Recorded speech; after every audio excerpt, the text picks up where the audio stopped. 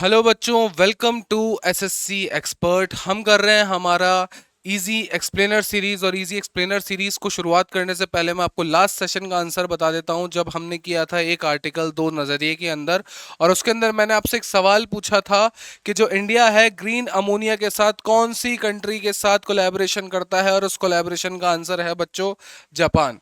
भारत जो है वो जापान के साथ कोलैबोरेट करता है कि 500 बिलियन की वैल्यू का ग्रीन अमोनिया, ठीक है, क्या करेगा, आयात करेगा। भारत नहीं करेगा, जापान आयात करेगा किससे, भारत से। क्लियर है, याद रखेंगे ये सारी चीज अपन। चलिए, तो हमारे इजी एक्सप्लेनर सीरीज का आज का आर्टिकल है बच्चों काफी इंपॉर्टेंट आपका, क्योंकि सेबी स्टॉक मार्केट काफी ज्यादा ट्रेंड में रहता है। और आज आया है हमारे पास इलेक्ट्रॉनिक गोल्ड रिसिप्ट। कौन सा आया है, इलेक्ट्रॉनिक गोल्ड रिसिप्ट। रुक जाइए, तो यहां ये हमसे पूछ लेता है बच्चों कि इसके अंदर पूछा है कि electronic gold receipt a new way to own gold.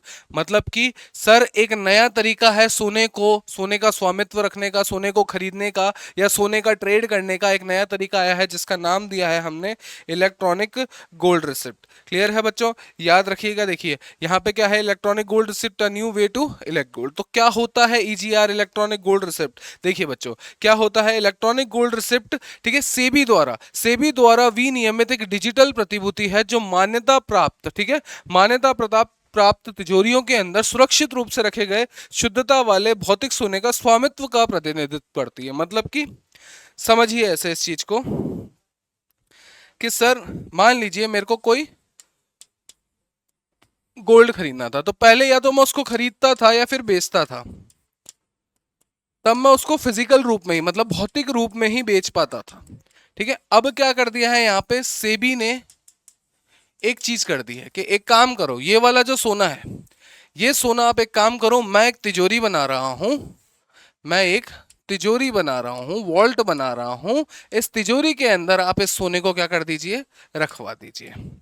और जितना ये सोना है, जितना ये सोना है, उतनी यूनिट के अंदर मैं आपको एक ईजीआर यूनिट्स बना दूंगा। क्या बना दूंगा, ईजीआर यूनिट्स बना दूंगा। और इस ईजीआर यूनिट्स की मैं क्या दे दूंगा, आपको रसीद दे दूंगा। क्या दे दूंगा, रसीद दे दूंगा, रिसिट दे दूंगा। और इस रसीद को आप फिर आगे मार्केट के अंदर खरीद और बेच सकते हो। मतलब कि सर डिजिटल तरीके से सोना खरीदना और बेचना यहाँ पे बता दिया। बट शेयर्स के अंदर क्या होता है सर, एक्चुअल वैल्यू नहीं होती है। बट यहाँ क्या है सर, रियल जो सोना है, असली जो सोना है, वो कहाँ रखा है, सेबी के द्वारा बनाई गई तिजोरी के अंदर। इस तिजोरी को जब भी आप सोना जमा कराते हो, फिजिकल गोल्ड जब आप भौतिक सोना जब जमा कराते हो, उसके बदले आपको एक रसीद दे दी जाती है। और उसी रसीद को आप क्या कर सकते हो, उसी रसीद के अनुसार आप सोना खरीद और बेच सकते हो। ठीक है, क्या इशू करता है, ट्रांसपेरेंसी। ठीक है, ट्रांसपेरेंसी शो करता है, लिक्विडिटी बेटर शो करता है। यहाँ पे ज्वेलर से लेके रिफाइनर तक सबको यहाँ पे इस चीज का फायदा होगा। देखिए काम कैसे करता है, एक बार देख लेते हैं अपन कि क्या है sir. Electronic gold receipts are exchange traded securities. मतलब कि जैसे अपन क्या खरीदते हैं बच्चों, अपन जैसे ही अपन, एक चीज होती है हमारी ईटीएफ, एक्सचेंज ट्रेडेड फंड, एक होता है हमारा एक्सचेंज ट्रेडेड फंड्स। और इनके through, in exchange traded fund के थ्रू ही हम क्या करते हैं सर, बहुत सारे सूचकांक रहते हैं। इन सूचकांकों पे अलग अलग वस्तुएं मेंशन रहती है। और इन मेंशन वस्तुओं को हम क्या कर सकते हैं, खरीद व बेच सकते हैं। कहाँ पे, स्टॉक मार्केट के अंदर। उसी चीज को अगर मैं सोने से लिंक कर दूं, उसी चीज को अगर मैं किससे लिंक कर दूं, सोने से लिंक कर दूं, और उस सोने को आप डिजिटली क्या कर पाओ सर, सूचकांकों के अनुसार, जैसे हमारा एनएससी और बीएससी होता है, ठीक है, उसके अंदर आपका सेंसेक्स और निफ्टी होता है, उनको अगर मैं खरीद सकूं और बेच सकूं, ठीक है, तो उसी चीज को क्या कहते हैं, मेरा इलेक्ट्रॉनिक गोल्ड रिसिप्ट। क्या कहते हैं बच्चों, इलेक्ट्रॉनिक गोल्ड रिसिप्ट। काम कैसे करता है, ये कुछ इस तरह से दिखाते हैं। देखो क्या होगा, सबसे पहले जो सोना है वो आपकी तिजोरी के अंदर डिपॉजिट होगा। मान लीजिए जैसे जो भौतिक सोना है, फिजिकल गोल्ड है, रियल गोल्ड जो है, वो तिजोरी के अंदर कहाँ जाएगा, वॉल्ट के अंदर। वॉल्ट मतलब कि आपकी तिजोरी, इसके अंदर क्या हो जाएगा सर, जमा हो जाएगा। जैसे ही जितना, ठीक है, जितने मूल्य का ये सोना है, जितने मूल्य का सोना जमा हुआ है, उतने ही वैल्यू की रसीद आपको मिल जाएगी। उतने ही वैल्यू की क्या मिल जाएगी, रसीद आपको मिल जाएगी। और इस रसीद को आप क्या कर सकते हो सर, स्टॉक मार्केट के अंदर इसकी खरीद व बिक्री कर सकते हो। जिसको सोना चाहिए वो इस रसीद के थ्रू खरीद ले, और जिसको नहीं चाहिए, ठीक है, और जिसको बेचना है जिसको, वो इसके थ्रू बेच ले। अब क्या होगा, मान लीजिए एंड में ये रसीद मेरे पास आ गई, ठीक है, आपने मुझे बेच दिया और ये रसीद मेरे पास आ गई। मैं जाऊंगा किसके पास, मैं ये रसीद लेकर, ठीक है, मैं उसके बाद ये रसीद मान लो मैंने खरीद ली, और ये रसीद लेके मैं कहाँ जाऊंगा सर, सेबी के पास जाऊंगा। किसके पास जाऊंगा, सेबी के पास जाऊंगा, और उस रसीद के बदले मुझे क्या मिल जाएगा सर, सोना मिल जाएगा। समझ में आया सर। सबसे पहले गोल्ड जो होगा कहाँ डिपॉजिट होगा, वॉल्ट में जमा होगा। वॉल्ट के बाद क्या होगा, वॉल्ट का वेरिफिकेशन होगा। वेरिफिकेशन होने के बाद आपकी एक रसीद बनेगी जिसको कहते हैं ईजीआर रसीद, ठीक है, रिसिप्ट है ना, ईजीआर इलेक्ट्रॉनिक गोल्ड रिसिप्ट, मतलब कि सर सोना है इलेक्ट्रॉनिकली रखा है, उसकी रिसिप्ट मिल रही है, और वो रिसिप्ट फिर मैं स्टॉक मार्केट के अंदर क्या कर सकता हूँ, खरीद व बेच सकता हूँ। लेकिन इसके लिए मेरे पास क्या होना चाहिए सर, एक अकाउंट खुलता है मेरा जिसको कहते हैं डीमटीरियलाइज, डीमटीरियलाइज अकाउंट, जिसको आपके स्टॉक्स की भाषा में कहा जाता है डीमैट अकाउंट।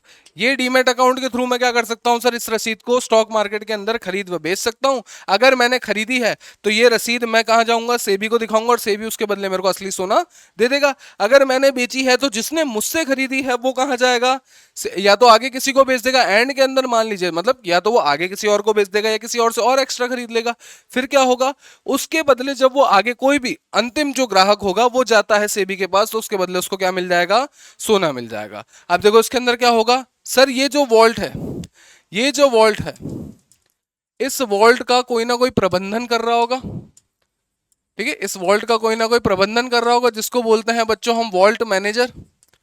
और ये वॉल्ट मैनेजर आपसे आपके इस सोने को प्रबंध करने के लिए थोड़ा बहुत चार्ज ले सकते हैं। क्लियर हुआ यहां तक, इस तरीके से यहां पे काम करता है। अब देखिए यहां आपके सामने क्वेश्चन है, यहां इस बार आपके सामने मैं एक मल्टीपल स्टेटमेंट क्वेश्चन लेकर आया हूं जिसको आप सीधा सॉल्व कर सकते हैं। क्लियर है, तो चलिए इसको अपन सॉल्व करते हैं बच्चों। यहां पे कि इलेक्ट्रॉनिक गोल्ड रिसिप्ट के बारे में नीचे गए दिए गए कथनों पर विचार करें।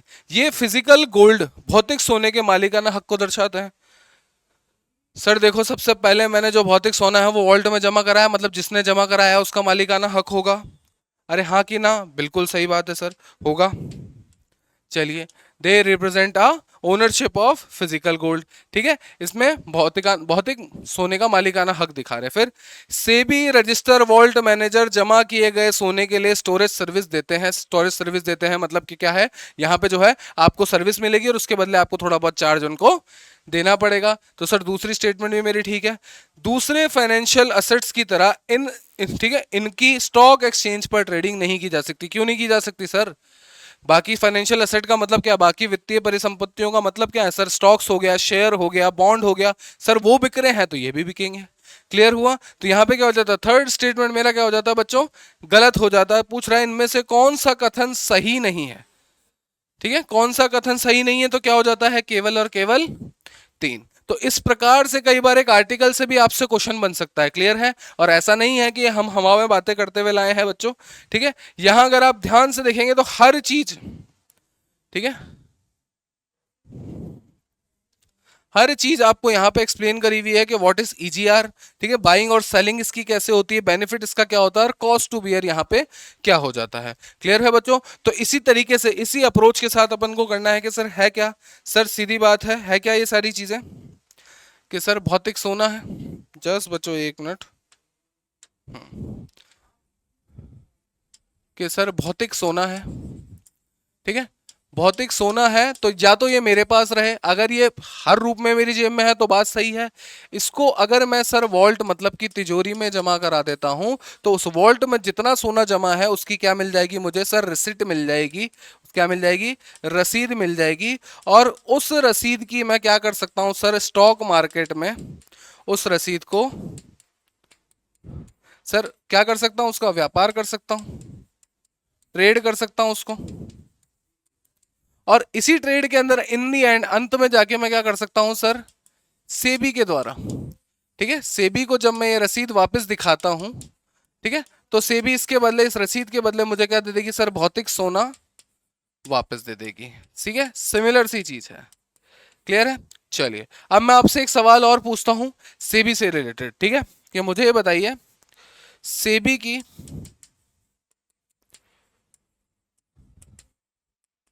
स्थापना किस वर्ष में हुई थी?